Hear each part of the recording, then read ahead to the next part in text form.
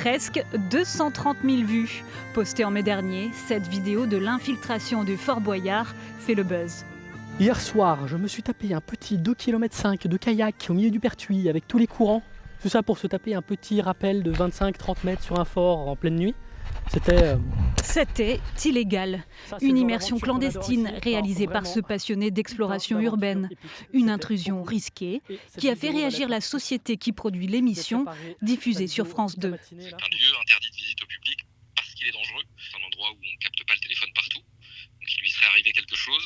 Il y a peut-être une chance que les secours n'aient pas pu venir l'aider. Et ça aurait été dramatique, parce qu'on l'aurait retrouvé 6 mois plus tard dans le fort. Et voilà.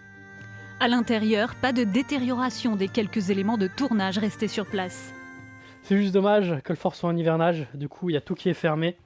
Et bien évidemment, je ne vais rien ouvrir parce que je ne vais pas massacrer le travail des autres. L'entreprise a déposé plainte et demande le retrait de cette vidéo.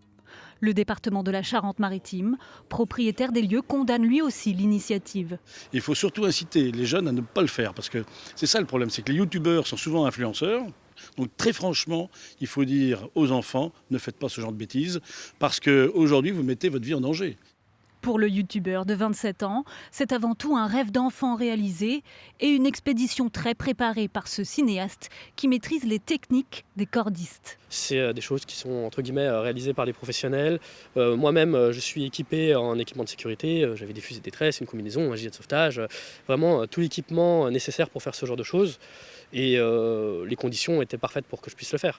Donc non, c'est pas quelque chose d'irréfléchi et en aucun cas j'incite les gens à faire pareil. Le jeune homme est convoqué dans quelques jours pour une médiation judiciaire et devrait en être quitte pour une amende de plusieurs centaines d'euros, l'équivalent de ce que la vidéo lui aura rapporté.